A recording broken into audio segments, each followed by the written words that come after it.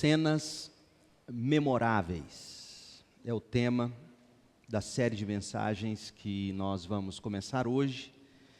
E Deus permitindo, vamos terminar no primeiro domingo de junho. Maio é mês de família e por isso nós entendemos ser importante suspendermos a série no livro de Atos e no livro do Apocalipse, para pensarmos um pouco sobre família.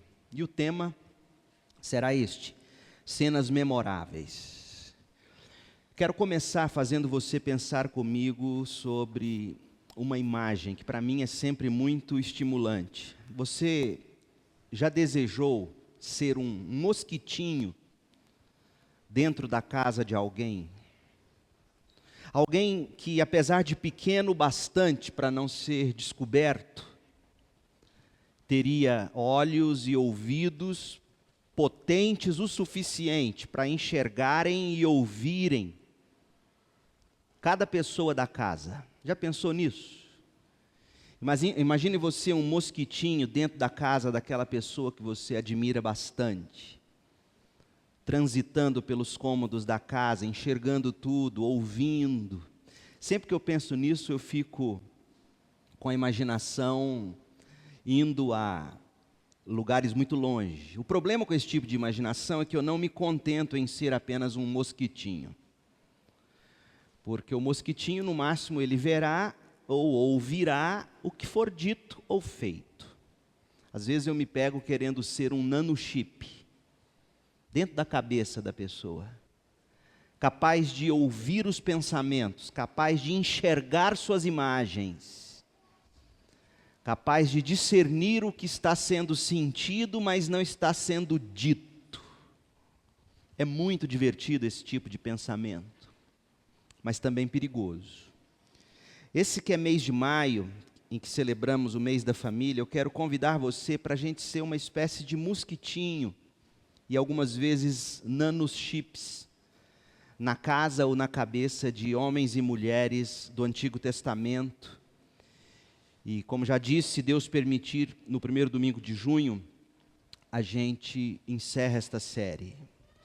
E o meu desejo é que nós sejamos transpostos pela Bíblia, levados de volta no túnel do tempo, para a gente reviver algumas das cenas memoráveis que marcaram o povo de Deus. E como mosquitinhos nas casas de algumas pessoas, como não pode ser diferente, afinal são seres humanos, em alguns momentos nós vamos ficar encantados com aquelas pessoas, em outros momentos nós vamos ficar decepcionados, mas em tudo isso, creio, nós seremos instruídos, nós seremos encorajados a viver em família para a glória de Deus. Os dias em que nós vivemos, eles não são amigáveis à família, muito pelo contrário, a gente sabe disso. Por isso que a gente precisa reforçar os fundamentos, a gente precisa limpar e a gente precisa polir os princípios da família. A gente precisa defender verdades, a gente tem que apresentar esperança para o povo de Deus nesses tempos, que um grande sociólogo falecido recentemente, com mais de 90 anos, Bauman, chamou de tempos líquidos. Tempos que não se sustentam em qualquer argumento sólido. Os meios de comunicação, as mídias sociais, elas têm bombardeado os fundamentos familiares. Fundamentos que são sólidos, fundamentos que foram erigidos, foram construídos pelo pensamento judaico-cristão, pensamento esse que construiu não apenas fundamentos para as famílias, mas fundamentos que construiu toda a civilização ocidental. Estão sendo destruídos.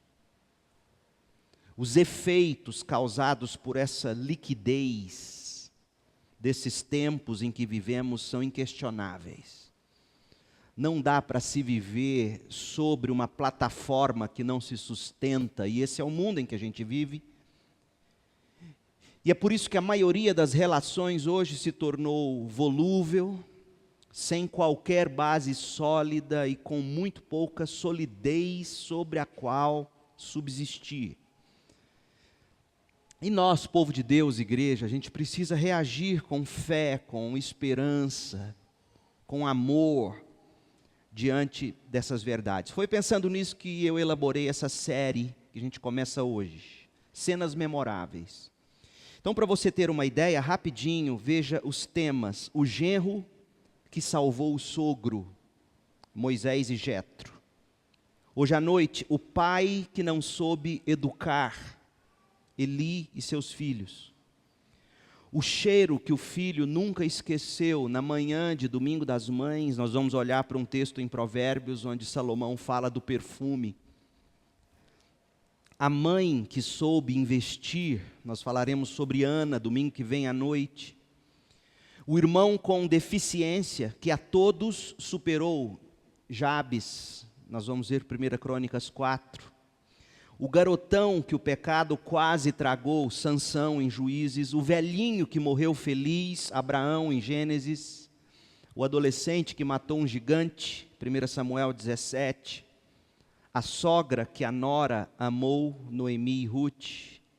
E a família unida que não foi vencida, que é a família de Moisés. Então vamos lá. Penso que com esses temas a gente aborda a maioria dos personagens que compõem uma família: sogro, genro, nora, sogra, filho, pai. Falta aqui, com certeza, mas isso nós poderíamos fazer num outro momento, algo mais específico sobre marido e mulher. Falaremos sobre filhos, adolescência e enfim. Mas vamos começar com genro e sogro, porque Êxodo capítulo 18, que é o texto para o qual eu chamo sua atenção, abra sua Bíblia em Êxodo 18. O capítulo 18 de Êxodo nos mostra a família de Moisés, o reencontro de Moisés com a sua família. Leia comigo, Êxodo 18, de 1 a 12. Jetro, sogro de Moisés, e veja qual era a religião dele. Ele não era judeu, ele não temia o Deus de Israel, o Deus de Moisés, porque ele era sacerdote de Midian. Ele não era qualquer um, ele era um sacerdote. Ele era um pastor, um padre, um líder religioso dos midianitas. Então Jetro soube de tudo que Deus havia feito por Moisés e seu povo, os israelitas, e de como o Senhor os havia tirado do Egito. Moisés tinha mandado Zípora, sua mulher, e seus 2 filhos de volta para a casa de Jetro, que os acolheu. O primeiro filho de Moisés se chamava Gerson. Verso 4, o segundo filho se chamava Eliezer. Verso 5, Jetro, sogro de Moisés, foi visitá-lo no deserto, levando consigo a mulher e os 2 filhos de Moisés, que ficaram com Jetro, enquanto Moisés foi lá no Egito resgatar Israel. Quando chegaram, Jetro chega com os filhos e a esposa. Quando chegaram, Moisés e o povo estavam acampados perto do monte de Deus. Jetro havia mandado um recado a Moisés, imagina um recado do sogro, né? Eu, seu sogro, estou indo vê-lo com sua mulher e seus 2 filhos. Meu Deus. Então Moisés saiu ao encontro de seu sogro, curvou-se e o beijou. Depois de perguntarem um ao outro se estavam bem, entraram na tenda de Moisés. Ele contou ao sogro tudo que o Senhor havia feito ao faraó e aos egípcios em favor de Israel. Contou também dos apuros que tinham passado ao longo do caminho e de como o Senhor os tinha livrado de todas as dificuldades. Resultado é que Jetro se alegrou imensamente ao ouvir tudo de bom que o Senhor havia feito por Israel ao libertar o povo das mãos dos egípcios. E aí vem a conversão desse homem. Louvado seja o Senhor, disse Jetro. O Senhor os libertou da mão dos egípcios e do faraó. Agora sei que o Senhor é maior que todos os outros deuses, inclusive o meu, pois libertou seu povo da opressão dos arrogantes egípcios.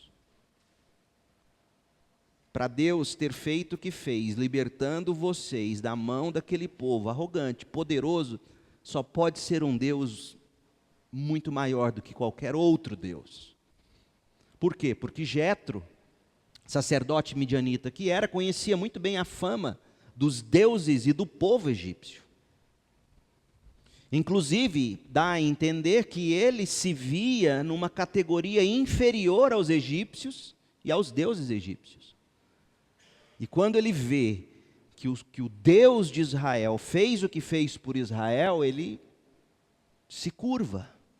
E aí diz o verso 12, e em seguida, Jetro, sogro de Moisés, ofereceu um sacrifício, um holocausto, e outros sacrifícios a Deus. Arão e os líderes de Israel vieram e na presença de Deus participaram com ele da refeição. Eu fico até com vontade de dizer que eles serviram a ceia do Senhor, digamos. Claro que é apenas brincadeira o que eu estou dizendo, mas houve comunhão na presença de Deus ali. Gente, nos últimos tempos, o tema da formação de liderança alcançou os primeiros lugares, disparado nas preocupações de qualquer instituição ou de qualquer entidade, das igrejas às empresas. Todo mundo fala do vácuo de liderança que existe. Todo mundo fala da necessidade de novos líderes. Líderes sólidos, líderes confiáveis, líderes de caráter, líderes com competência. Falta líderes, falta gente de caráter. E tanto na igreja como no mundo fora da igreja, um dos textos mais citados, se não o mais usado talvez, para falar sobre liderança, é Êxodo 18. Por uma razão simples. A partir do versículo 13 do texto que a gente leu, de Êxodo 18, de 13 a 24, o que a gente encontra é uma lição do sogro, uma aula do sogro para Moisés, sobre como Moisés deveria liderar Israel. Olha, rapidinho, nós não vamos ler tudo, mas só para você ter um gosto. Verso 13, no dia seguinte, depois desse encontro de família, a gente vai voltar a esse encontro daqui a pouco. No dia seguinte, Moisés sentou-se para resolver problemas que surgiram entre os israelitas. Após aquele reencontro familiar, não sabemos precisamente quanto tempo se passou entre o momento que Moisés deixou Zípora, a mulher dele, e os filhos na casa do sogro, e Moisés com Arão foram para o Egito. Não sabemos o tempo. O fato é que se você volta depois de um longo tempo longe da família, você quer tempo com a família, certo? Mas Moisés, como era o único, sozinho, o único líder no meio daquela multidão, no dia seguinte ele mal reviu mulher e filhos, já estava o povo na porta da casa dele pedindo para resolver problema. O povo esperou diante dele em pé, desde a manhã até a tarde. Quando o sogro de Moisés viu tudo que ele estava tentando fazer pelo povo, olha o que o sogro vira e diz para ele: o que você está fazendo com esse povo, Moisés? Você acha que você está fazendo bem para eles? Por que você se senta sozinho para julgar e os obriga a ficarem de pé diante de você o dia inteiro? Moisés respondeu: o povo me procura para conhecer as decisões de Deus, eles têm dúvida, eles querem conselhos. E quando surge algum problema, eles me procuram e eu resolvo a questão entre as partes em conflito, informo o povo sobre os decretos de Deus e transmito suas instruções. Só eu conheço a Bíblia, diz ele, a ponto de resolver o problema desse povo. E aí o sogro diz: Moisés, o que você está fazendo não é bom. Sabe por quê, Moisés? Você vai ficar esgotado, você vai se arrebentar num estresse, e vai deixar também o povo exausto, te esperando no sol quente. É um trabalho pesado demais para uma pessoa só. Agora ouça-me e escute o meu conselho, e Deus seja com você. Continue a ser o representante do povo diante de Deus, orando pelo povo, apresentando as questões trazidas pelo povo a Deus em oração. Ensine a Bíblia para o povo, seja você o doutrinador, o pregador, seja você o homem que prega, que ensina, que ore. Você consegue ouvir aqui um eco de Atos 6? Moisés, dedique-se à oração e ao ensino das Escrituras. Agora, mostre aos israelitas como eles devem viver, o que eles devem fazer, só que escolha homens capazes e honestos que temam a Deus, que tenham caráter, que odeiem suborno, nomeie líderes deles, faça deles líderes de grupos de 100, de 50, de 10. Eles estarão disponíveis para resolver os problemas do cotidiano do povo, e eles vão trazer para você só os problemas que você, o pastor titular, pode resolver. E aí o texto termina dizendo, verso 23, se você seguir esse conselho, e se Deus assim lhe ordenar, eu gosto da prudência desse homem, desse sogro, gente. Você escutou que o sogro, e esse sogro é um pagão, acabou de converter. Mas ele tem sabedoria que genro precisa ouvir. Ele diz assim, se você seguir esse conselho, e se Deus assim lhe ordenar, ou seja, pega o que eu estou te dizendo, leve a Deus em oração, e veja se Deus não confirma isso. É diferente do sogro ou de quem quer que seja, que chega para o outro e diz, olha, você tem que fazer isso, isso e isso. Só você vai ver. Não, leva a Deus. E aí você poderá suportar as pressões e todo esse povo vai voltar para casa em paz. E aí o texto diz que Moisés aceitou o conselho do sogro e seguiu todas as suas recomendações. Sogros, eis como deve-se agir. Conselho calcado na sabedoria, estimulando o genro a te ouvir, ou o outro a te ouvir. E esse princípio vale para qualquer relacionamento onde alguém está na posição de poder dar um conselho. Você leva toda a sabedoria e diz, leve isso a Deus em oração. Vale para o pai dizendo ao filho, vale tudo. Então o que nós temos aqui, sinceramente, é uma brilhantíssima exposição sobre liderança. Agora, o que pouca gente destaca e esquece de ensinar é que o tema da liderança no capítulo 18 de Êxodo é secundário. A lição sobre liderança, você não pode deixar de ver isso, essa lição sobre liderança, ela surge em decorrência, e ela surge no contexto de um tema ainda mais fundamental, que é o quê? Família. O reencontro de Moisés com a família dele, com Zípora, a esposa, e com os filhos, como nós lemos, versos de 1 a 8.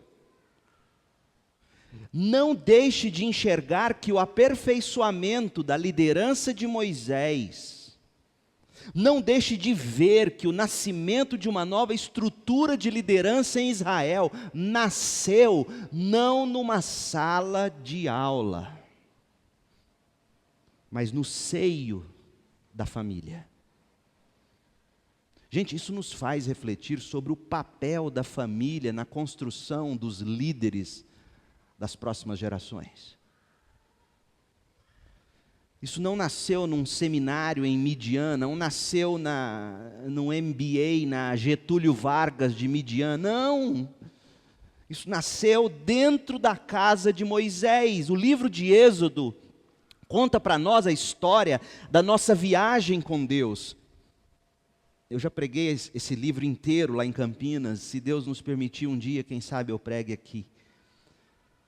Mas conta para nós a história do momento em que Deus nos arranca do Egito, a nossa conversão, como Deus nos leva pelo deserto, nos santificando, até a gente chegar em Canaã, que representa a nossa glorificação. E aí o capítulo 18, que é o nosso, coloca fim na primeira e na tão notável parte do livro que conta sobre a peregrinação. E o capítulo 19 começa falando de um novo momento. A experiência do povo diante da lei do Senhor no Monte Sinai. A lei vai ser entregue para aquele povo. Mas o que é impressionante é que a primeira parte do livro, não deixe de ver isso, o livro termina a primeira parte dele e vai começar a segunda parte, falando de Deus entregando a lei. Termina onde? Termina dentro da casa de Moisés. É uma cena memorável essa aqui. É Deus ensinando que líderes nascem de relacionamentos. Sabe aquele encontro, genro e sogro, no domingo, depois do culto? Em vez de comerem o pastor, lancharem o pastor, se houvesse um momento de... Aqui não acontece isso, louvado seja o Senhor. Vocês usassem isso, se usássemos esses momentos para a gente ensinar lições, que é o que está acontecendo aqui.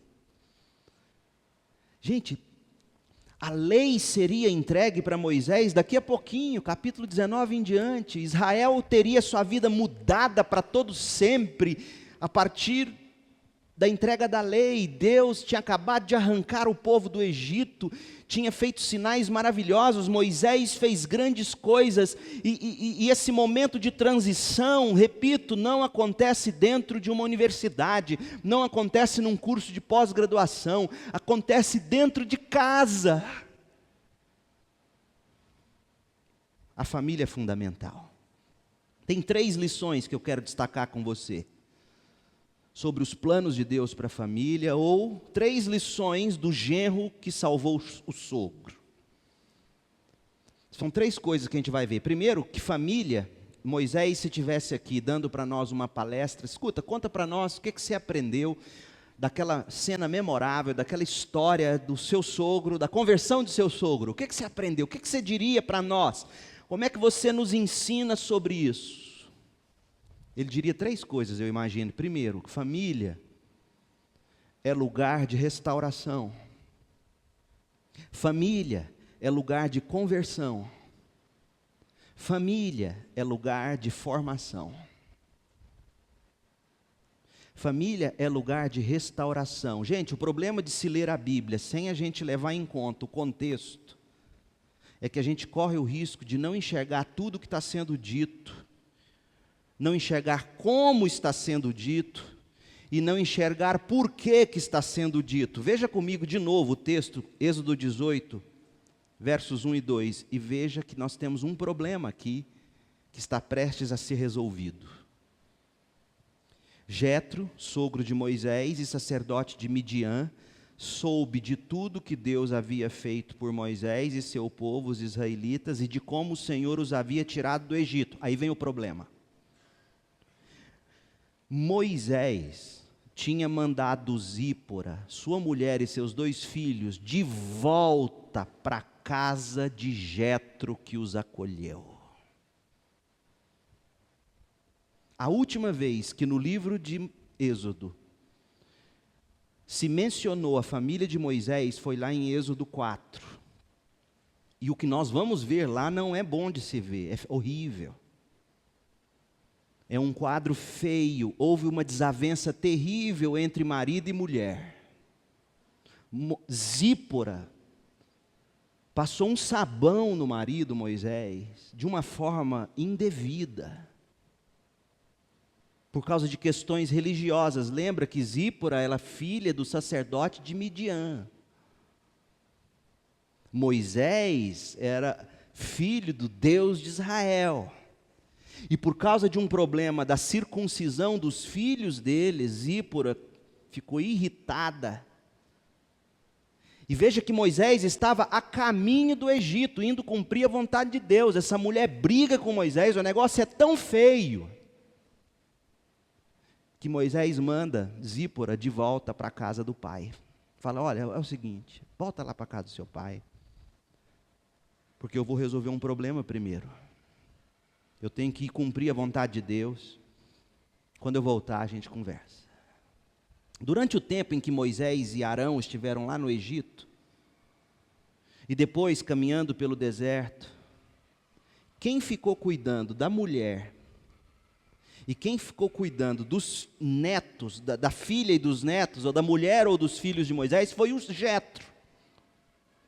E o texto que a gente tem, em Êxodo 18, nos usa um verbo interessante, sublinha o verbo mandar. Moisés tinha mandado Zípora, sua mulher e seus 2 filhos, de volta para a casa de Jetro. O comentário do teólogo Alan Cole, nesse texto, ele diz que esse verbo mandar significava, sabe o quê? Mandar embora, divórcio, divorciar. Ou seja, no mínimo foi uma separação momentânea entre Moisés e Zípora, que não foi nada amigável. E você quer ver como não foi amigável? Imagina uma mulher falando isso para você, marido, e imagine se você, esposa, no sapato do seu marido, ouvindo essa mulher. Olha só, Êxodo 4, abra lá, Êxodo 4, 20. Então Moisés tomou sua mulher e seus filhos, montou-os num jumento e voltou para a terra do Egito. Levava na mão a vara de Deus. Eles estão indo para o Egito. Deus mandou Moisés ir, vamos embora. No caminho, verso 24 agora. No caminho para o Egito, no lugar onde Moisés e sua família havia parado a fim de passar a noite, parou para dormir. O Senhor confronta Moisés. Falou, Moisés, eu vou matar você. Por quê? Porque Moisés não tinha circuncidado os filhos. Você tem que circuncidar esse povo. Você está indo fazer a minha vontade, você é meu filho e não circuncida seus filhos? Para com isso, rapaz. Você é crente ou não é? Rapaz, quando Moisés conversa isso com a mulher dele, essa mulher ficou uma onça. Olha o que ela fez no verso 25. Mas Zípora pegou uma faca de pedra. Ela foi lá e cortou os prepúcios, ou o prepúcio do filho. Ela circuncidou. Ela ficou com tanta raiva que ela falou, me dá aqui, eu vou fazer. É isso que você quer? Eu vou lá. E com o prepúcio, olha o que ela faz. E com o prepúcio do menino, ela arranca, imagina a cena, ela arranca o prepúcio do menino e joga nos pés de Moisés. Agora você é para mim um marido de sangue. Quando ela diz isso, Moisés é que está narrando essa história. Lembra que foi Moisés que escreveu isso aqui. Aí quando ele complementa, ele põe entre parênteses, quando disse um marido de sangue, ela estava se referindo à circuncisão, ou seja, ela nunca concordou com isso. Gente, uma coisa é você não concordar, outra coisa é você passar a mão na faca. Imagina, porque bichinho, novinho, tadinho, não estava nem vendo o que estava acontecendo. Imagina Moisés, falou, meu Deus do céu, meu filho vai virar eunuco. Que homem que é doido de entrar na frente de uma mulher maluca assim com a faca na mão? Porque ele podia ter entrado, pera aí que eu resolvo. Não, ele é doido. Eu imagino Moisés de longe assim, ó.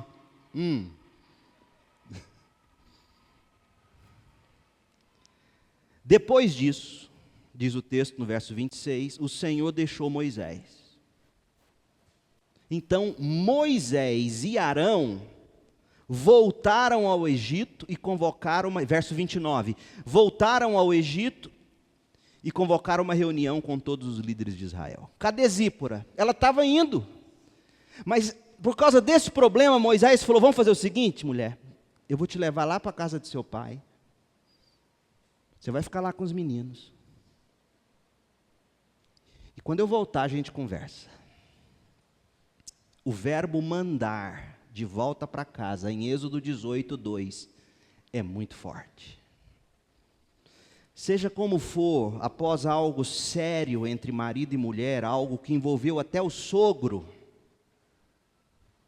Imagina a cena, Moisés chegando para esse sogro, entregando a mulher para o sogro, entregando os filhos. O fato é que agora houve restauração na família, porque o texto que nós temos é um texto de restauração. Por quê? Porque família é lugar de restauração. E a restauração partiu de quem? Você viu no texto? O sogro. Sogro sábio. Não era crente ainda, mas era sábio, porque tem muita gente que não é crente que é sábia. Porque sabedoria vem de Deus. E aí esse sogro pega a mulher e fala: olha, eu tenho ouvido falar que seu marido está chegando do Egito, Deus fez muita coisa por eles, vamos lá escutar o que ele tem para dizer? Com Moisés ela estribucha, com o pai não. Há momentos em que o sogro tem que entrar. E o sogro entra, o pai dela. Vamos lá. Os dois se encontram, sogro e genro. E o problema se resolve. Para a família ser lugar de restauração, como a gente está vendo acontecer, a gente precisa de 3 coisas, pelo menos. 4 coisas. Primeiro, a sabedoria de alguém que não seja o marido e a mulher, porque eles ainda estão em faísca, imagina, encosta, está dando curto-circuito. Tem que ter um sábio com palavra de Deus entrando, que não vai tomar o partido da filha, vai tomar o partido da verdade. E o partido da verdade aqui é o sogro partindo não de Moisés, é o sogro partindo não dos direitos da filha, é o sogro deixando de lado as convicções religiosas dele. Ele era sacerdote de Midian, mas o que ele vira para a filha e diz: filha, nós temos ouvido dizer que o Senhor do seu marido libertou Israel do Egito, vamos lá ouvir a história de Deus. Nós não vamos lavar roupa suja, nós vamos ouvir sobre o Deus do seu marido. Coisa linda essa sabedoria de Jetro. Se tiver um filho, põe o nome dele de Jetro, meu neto vai chamar Jetro. Coisa linda a sabedoria desse sogro. A segunda coisa que você precisa é ter consciência da obra de Deus na sua vida. Os nomes dos filhos de Moisés revelam isso. Moisés, ele põe o nome do primeiro filho de Gerson, diz o verso 3, eu sou forasteiro em terra alheia, é isso que significa. O segundo filho é Eliezer, o Deus de meus antepassados foi o meu ajudador e me livrou da espada do faraó. É o filho fruto da reconciliação. Moisés tinha consciência de que Deus é por ele. Só consegue conviver em paz e só consegue receber de volta o cônjuge que desonrou você. Veja bem, Zípora desonrou Moisés.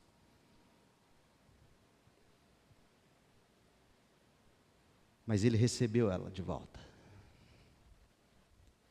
Por que ele recebeu ela de volta? Porque ele tinha consciência de que Deus é quem conduz a vida dele, Deus é quem tem cuidado dele. Só tem condições de restaurar relacionamento aqueles que entendem que Deus derrama graça sobre ele. Moisés tinha consciência que não era só Zípora que precisava de graça, ele era alvo da graça de Deus, Deus era gracioso com ele o tempo todo. Foi Deus que me pôs numa peregrinação, Gerson, meu filho. É Deus quem tem cuidado de mim, Eliezer, meu filho. Você tem consciência de que você é objeto da graça? Porque se você não tem, você acha que só o outro precisa de graça, você não. Zípora que precisa converter. Imagina. Essa mulher que tem que baixar o facho. Como é que ela fala assim comigo? Não. Eu sou alvo da graça. Foi Deus que me tirou do Egito. Foi Deus que abriu meus olhos. Foi Deus que cuidou de mim, tem cuidado do meu povo. Eu vou receber minha mulher de volta. E aí Paulo, lá em Colossenses 3:12 diz: visto que Deus os escolheu para ser seu povo santo e amado, revistam-se de compaixão, bondade, humildade, mansidão, paciência. Da onde que nasce a compaixão, a bondade, a humildade, a mansidão e a paciência? Da onde nasce isso para você restabelecer relacionamentos quebrados? Isso nasce da consciência de quem entendeu que Deus me escolheu sem eu merecer. Quando você entende isso, você para de apontar o dedo para Zípora. Você fala: não, Deus é gracioso comigo. Eu vou ser com o meu cônjuge que me desonrou. Espera aí, mas você não está falando da conversão do sogro? Por que você está falando desse casal? Por uma razão simples, veja bem. O sogro pagão está assistindo o genro. O sogro pagão está vendo a mansidão do genro, a humildade, a paciência, a bondade em receber tudo de volta. O sogro está olhando para esse genro e está dizendo: espera aí, o Deus desse moço é melhor que o meu. Porque o que eu tenho aprendido é que se uma mulher faz isso comigo, eu arranco a cabeça dela. Moisés não.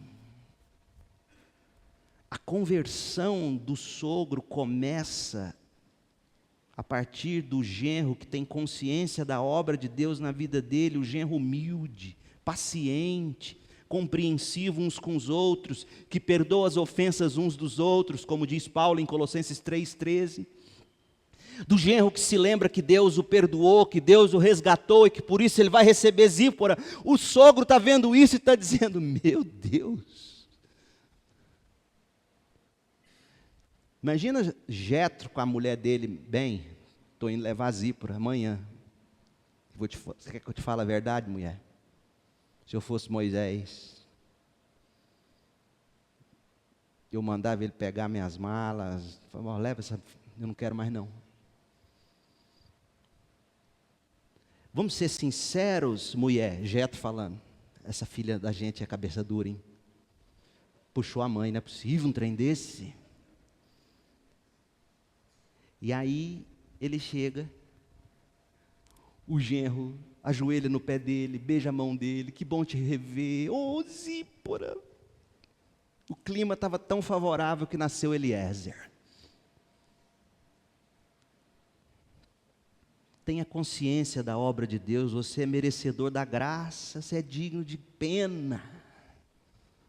Porque enquanto você se achar, você vai pôr o dedo na cara de Zípora e vai dizer: é assim que você me trata? Fica lá com seu pai.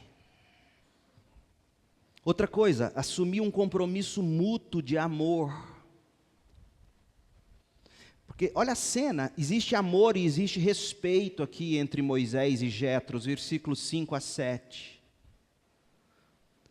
Jetro, sogro de Moisés, visitou ele no deserto, levou consigo a mulher, os 2 filhos, e quando chegaram, Moisés e o povo estavam acampados perto do monte de Deus. Moisés era crente, estava na igreja, o monte de Deus. Aí chega o sogro pagão. Como é que você olha para esse sogro pagão? Sim, nossa, lá vem Jetro com a mulher. Ei, Arão, ora por mim, o negócio vai pegar. Não. Quando chegaram, Jetro havia mandado um recado a Moisés dizendo: eu, seu sogro Jetro, estou indo vê-lo com mulher, seus 2 filhos. Então Moisés saiu ao encontro. Moisés. Ah é? Então manda ele vir, ele que vem aqui, eu não vou lá não. Gente, o sogro deu o primeiro passo, estou indo. O genro fala: tá bom, eu vou ao seu encontro. Ele dá o outro. Existe o compromisso de respeito, existe o compromisso de amor. Aí ele chega, ele se curva, Moisés saiu ao encontro, curvou, beijou o sogro. Depois se perguntaram um ao outro, olha a pergunta que um faz para o outro: vocês estão bem? Como é que você está, meu sogro? Como é que você está, Moisés? E entraram para a tenda de Moisés. A gente só consegue restabelecer relacionamento quebrado se a gente aprende a tratar um ao outro com amor e respeito. Outra coisa, mantenha conversas recheadas de graça. Estão lá dentro da tenda, Moisés já recebeu bem, agora vamos lavar roupa suja. Meu sogro, é o seguinte, não, ninguém lava roupa suja. Sabe por quê? Porque quando você prioriza Deus e o que Deus faz, você encarrega as roupas sujas para Ele lavar. Verso 8 diz que Moisés contou ao sogro toda a tristeza do coração dele, porque Zípora fez aquilo. Não, Moisés, como muitos maridos, poderiam ter feito assim, olha meu sogro, sabe de uma coisa, fui libertar o povo do Egito, foi só pela graça, porque o tempo inteiro que eu estava lá, eu estava lembrando dessa menina, essa mulher, o que ela fez comigo? Não se faz isso. Não tem ressentimento, tem graça, tem verdade. Ele fala, Deus nos livrou das mãos do faraó, dos egípcios. No fundo, é como se Moisés estivesse dizendo assim, sabe meu sogro, se Deus libertou Israel da mão daquele faraó, o coração de Zípora é café pequeno, ele muda. Então se você tem experiências com Deus, você acredita na mudança dos outros. E mesmo que os outros não mudem, você tem que confiar que Deus tem um senso de justiça muito melhor que o meu e o seu. E o sogro está vendo isso tudo. E o sogro está percebendo que Moisés não quer lavar roupa suja, que ele mantém uma conversa recheada de graça, ele assume um compromisso de amor e mutualidade, ele tem consciência da obra de Deus. O sogro está vendo isso, e aí vem a segunda lição. A família não é só lugar de restauração, a família é lugar de conversão. Olha o verso 9. Jetro se alegrou imensamente ao ouvir tudo de bom que o Senhor havia feito por Israel, ao libertar o povo das mãos dos egípcios. Louvado seja o Senhor, disse Jetro, ele os libertou. Enfim, o fato é que no final dessa história, Jetro está de joelhos oferecendo sacrifícios a Deus. Conversão. E aí às vezes você fica se perguntando assim, olha pastor, eu tenho orado tanto pela conversão do meu sogro, ou do meu pai, ou da minha mãe. Mas quando esses que não são crentes das nossas famílias olham para nós, será que eles veem em nós pessoas que têm consciência da obra de Deus em nós? Pessoas que têm compromisso de amor mútuo, pessoas que não lavam roupa suja, pessoas que falam da graça de Deus. Porque Jetro está enxergando isso tudo. E aí quando Moisés fala de quão grande é o Deus dele, Jetro fala, é verdade, ele libertou esse povo do Egito, ele transformou seu coração, ele vai mudar o meu, eu quero, ele converte. Família é lugar de conversão. E a conversão de Jetro se deu porque Moisés agiu de duas maneiras. Primeiro, ele agiu com graça. E depois com verdade. O texto diz no verso 7 que quando Moisés saiu ao encontro, curvou-se e beijou o sogro. E depois perguntou um ao outro, como é que vocês estão? Você está bem, meu sogro? Ele poderia muito bem ter mandado alguém dizer, eu não vou receber sua filha. Mas ele é gracioso. E o sogro percebe. E depois, quando eles se encontram, no verso 8, o texto diz que o genro conta todas as histórias. O genro fala com verdade. E é nessa ordem que a gente tem que ser. Porque tem muita gente que diz assim, pastor, o que eu tenho para dizer, eu falo na cara. Eu falo, você pode até dizer. Mas até Jesus, quando falou verdade, antes de falar a verdade, mostrou graça. Então, esses que se dizem transparentes o bastante para falar a verdade na cara, muitas vezes são mal-educados, grosseiros, que não entenderam a graça e talvez não sejam sequer salvos. Porque fruto do Espírito é o domínio próprio. E para a gente falar a verdade, e ela tem que ser dita, a gente tem que antes mostrar graça. Moisés demonstra graça e Moisés fala a verdade. E qual é a verdade? A verdade não era dizer que Zípora fez isso. A verdade era falar de Deus. Em terceiro lugar, e por último, família é lugar de formação. Além da restauração da família, Moisés, Zípora, os filhos, Moisés nos ensina que a família é também um lugar de formação. O sogro converte, mas o líder Moisés está sendo formado. E como que Moisés foi sendo formado? Primeiro, quem formou Moisés na sua estrutura mais fundamental foi o pai dele e a mãe dele. O pai dele chamava Amrão, e a mãe chamava Joquebede. Ensinaram o menino até ele se desmamar. Ensinaram a lei. Depois Moisés foi morar com a sua mãe adotiva, que era quem? Aquela filha de Faraó. Ela ensinou esse menino nas habilidades do Egito, pôs ele na escola. E quem ensinou a lição de liderança foi o sogro. Sabedoria para a vida. A mãe biológica deu a Bíblia, a mãe adotiva deu o estudo, por assim dizer, e o sogro deu sabedoria prática. E tudo isso nos ensina que líderes se formam dentro das nossas casas. Moisés, diz o texto no verso 24, aceitou o conselho do sogro e seguiu todas as suas recomendações. Gente, Jetro é fantástico. Primeiro que ele estava pronto para servir. Quando Moisés chega com a mulher e os filhos, bravo com a mulher, dizendo, ó, cuida dessa mulher aqui, eu vou lá para o Egito, porque se eu tiver que resolver isso agora, Jetro recebe, caladinho. Tá bom. Depois Jetro está pronto para ouvir. Quando eles se encontram, Jetro ouve o sogro, ou Jetro ouve o genro.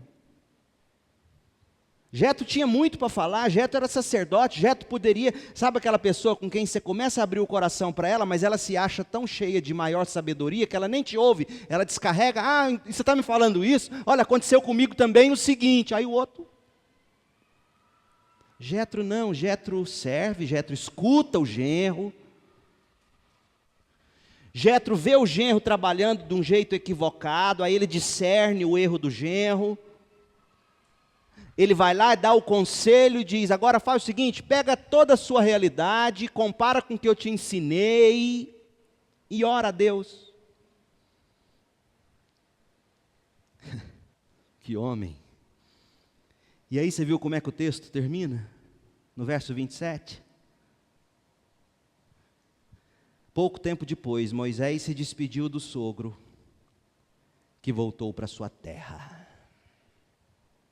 Cada um seguiu, estão desmamados, mas o sogro está convertido, o genro está pronto para seguir a vida com sabedoria, houve restauração naquela família.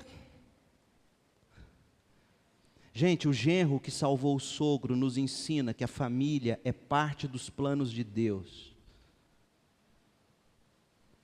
Para haver restauração, para haver conversão e para haver formação. A família deve ser um reflexo do amor de Cristo pela igreja, o espelho do relacionamento de Deus com seu povo. Então não desista da sua família. Quem sabe a conversão daquela pessoa por quem você tem orado há anos não vai se dar como resultado da forma sábia e bíblica como você e seu cônjuge talvez tenham que resolver um problema que a família inteira sabe que existe. Mas que porque ficam de fora vigiando, vigiam porque sabem que vocês não se submetem ao que a Bíblia ensina. E que no dia que olharem e virem vocês resolvendo esse conflito, que todo mundo conhece, mas ninguém fala deles, que todo mundo quer manter política de bom relacionamento. Mas no dia em que virem você e seu cônjuge tratando, restaurando, vai haver conversão. Quem sabe não seja esse o momento. Acredita na família. Família é lugar de restauração, é lugar de conversão, é lugar de formação. Jesus morreu, diz Paulo, segundo as Coríntios 5,15, Jesus morreu por todos, para que os que recebem sua nova vida não vivam mais para si mesmos. Eu não vivo mais para os meus desejos, eu não vivo mais para fazer o outro ver que eu estou certo e ele está errado. O crente não está tão preocupado em ganhar o argumento, o crente está preocupado em ganhar a pessoa. Por isso que eu prefiro 1000 vezes perder um monte de argumento, porque no fim eu quero ganhar você. Porque no dia que eu te ganhar, você abraça o meu argumento. Então, crente, para de querer fazer o seu argumento prevalecer, ganhe o outro. Não viva mais para si mesmo, viva para Cristo, que morreu e ressuscitou por nós. Deus abençoe a família, de forma que os nossos relacionamentos sirvam para isso. Promover restauração, promover conversão, promover formação. Essa é a lição do genro que salvou o sogro. Feche seus olhos e ore comigo. Ó Deus, em nome de Jesus, nós precisamos da graça que esteve sobre Moisés. Graça que possa penetrar nos nossos corações e fazer com que relacionamentos sejam restaurados aqui na igreja. Relacionamentos sejam restaurados em casa. Fruto disso que possa haver conversão.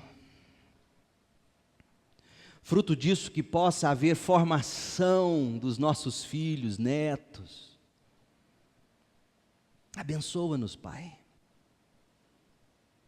Que cena memorável é essa de Moisés salvando Jetro. Nós oramos agradecidos em nome de Jesus. Amém.